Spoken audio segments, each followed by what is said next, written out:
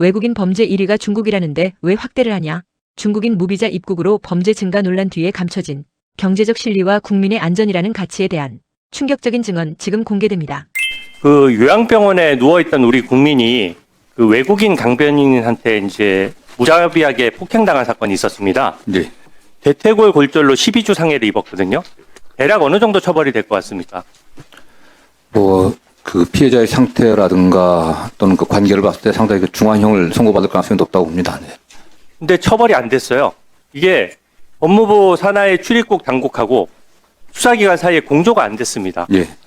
그래서 그냥 출국해버렸어요. 그리고 다시 그 출국한 나라에서 송환하는 절차도 지금 진행 중에 있지 않습니다. 피해자 입장에서 너무나 억울하고요. 그래서 제가 통계를 한번 요청을 해봤어요. 아직도 처벌 없이 이렇게 출국되는 범죄자들이 얼마나 되냐, 외국인 범죄자들이. 법무부의 해신 내용이 놀랍습니다. 관리하고 있지 않답니다. 그래서 이거는 관리해서 꼭 좀 챙겨주십시오. 예, 철저히 챙기고 제도 개선하도록 예, 하겠습니다. PPT 좀 띄워주십시오. 저는 지금 무비자 정책에 대해서 걱정을 진심으로 하고 있습니다. 저도 이런 실무를 많이 해본 사람이거든요. 근데 과거에 오원춘 사건이 있었습니다. 예. 아실 거예요. 예, 뭐 끔찍한 사건 제가 자세히 설명 안 하더라도 우리 국민을 살해하고 인육까지 먹으려고 했던 사건이고 이게 한 건만 밝혀졌지 사실은 다른 여죄도 있을 가능성이 있는데 여죄는 많이 못 밝혔습니다.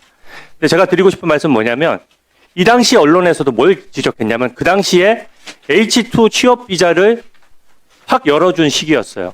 그게 열리고 나서 6개월 뒤에 오원춘이 입국을 했고 그 취업 비자를 통해서 그 다음에 범죄에 나갔습니다. 이 얘기는 뭐냐면은 비자 정책이 급작스럽게 바뀌면 바뀐 것을 활용하려는 범죄자가 생기는 거거든요. 그래서 오히려 비자를 열기 전에는 그 대응 체계를 더 확실하게 해놓고 열어야 되는 것이고요. 이게 지금 미국이나 EU 같은 경우에는 지금 제가 다 찾아보니까 비자를 오히려 엄격하게 해요.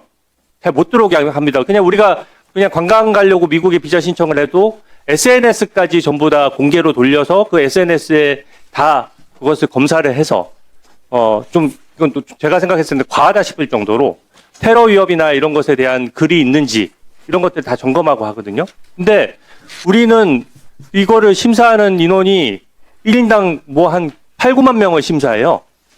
그래서 이 심사 자체도 안 되는데 전면 무비자가 되다 보니까 저는 문제가 있을 수 있다라고 보고요. 그 장관님, 중국인 무비자 정책으로 인해서 불법 체류자가 확 늘어날 수 있다는 어떤 지적에 동의하십니까? 예, 저희들도 최근에 뭐 일반적인 무비자가 아니라 내년 6월 말까지 한시적으로 관광객에 한해서 무비자 정책이 좀 시행되고 있습니다. 네, PPT 좀 띄워주십시오. 이 장관님이 의원 시절에 지적했던 겁니다. 이게 뭐 좀 오래전 일이긴 한데 네.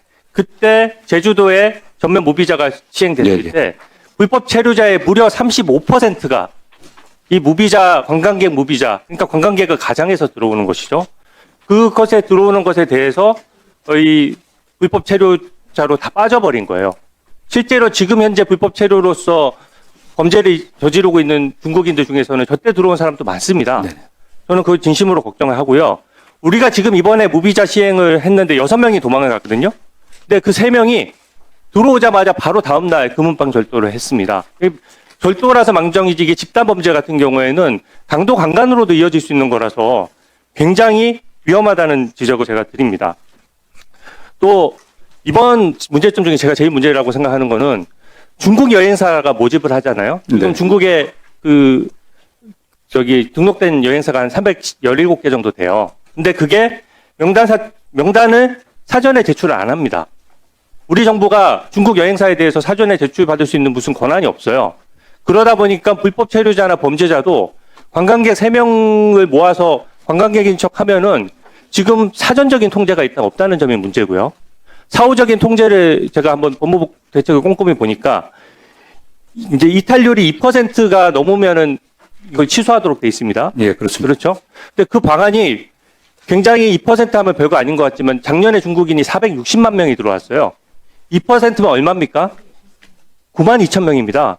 현재 불법 체류하고 있는 중국인 5만 명보다 2배 가까이 되는 숫자예요. 그리고 실제 제가 사례를 찾아봤더니 2025년도에 지금 중국 외국 여행사가 33개가 법무부가 취소를 했거든요. 네. 그중에 중국 여행사가 몇 개나 될 것 같습니까? 그건 제가 정확히 33개 중에 31개가 중국 여행사예요. 그러니까 중국 여행사의 이런 탈법 상황이 지금 심각하고 무려 한 여행사는요. 14명이 지금 도망을 갔습니다. 데려온 관광객들 중에 14명이면 그중에 살인범도 있고 강간범도 있는 겁니다. 근데 이 14명이 도망갔는데 이탈률이 0.66%라고 해가지고 이거 면허를 취소 안 했습니다. 이게 상대적인 기준으로 해서 되겠습니까? 만약에 이거를 사후적인 통제로 한다 그러면 삼진아웃처럼 3명만 이탈해도 완전히 면허를 취소해 버리든지 절대적인 기준을 가지고 해야지 이게 상대적인 기준으로 하게 되면은 14명이 도망간 사람은 어떻게 중국 여행사를 취소를 안 합니까? 그 점에 대해서 한번 답변해 보시겠어요? 예, 일단 의원님이 지적하신 점은 저희가 한번 엄중하게 받아들이겠습니다. 다만 지금 중국 관광객에 한해서 한시적인 무비자 정책에 관련해서는요, 국외 전담, 외국에서 그 중국에서 여행객 모집하는 그 여행사가 있고, 한국에서 담당하는 여행사가 있는데, 사전에 저희가 명단을 좀 제출받고 있습니다. 그러면은 사전 점검해갖고요. 아니 근데 무비자를 고유 하는 용무는 문제는 뭐냐면 제작하겠습니다. 네. 범죄자나 그게 그 말씀을 하시려고 그러면 범죄 전력자나 불법 체류자를 딱딱 걸러줄 수 있어야 되는데 예, 예. 직을 걸고 그거 걸어주셔야 됩니다. 예, 예. 지금 제도로는 제가 봤을 때 예, 구멍이 저희 좀 뚫릴 수 철저하게 있고요. 걸으려고 하고 있고요. 네. 네네. 다음 통계 보여주세요. 중국인 범죄 통계 제가 잠시 보여드릴 건데 외국인 범죄자가 3만 5천 명이거든요. 네네. 그중에 하루에 100명꼴이에요. 그중에 중국인이 45.6%고요. 다음 좀 보여주십시오. 이 살인 강도 강간으로 한정을 해도 하루에 한 2명꼴로 외국인이 범죄를 저지릅니다. 그중에 1명 정도는 중국인이 통제하는 거예요. 그래서 제대로 막아야 됩니다. 네네. 예, 하여튼 의원님 지적하신 말씀 저희들이 잘 유념하고요. 지적하신 중에서 이탈률뿐만 아니라 절대적인 숫자까지 저희가 고려해 갖고서 해당 여행사가 철저한 책임하에 또 산 점검할 수 있는 것까지도 지도하도록 하고 또 제도 개선책을 모색하겠습니다. 네. 예, 알겠습니다. 네.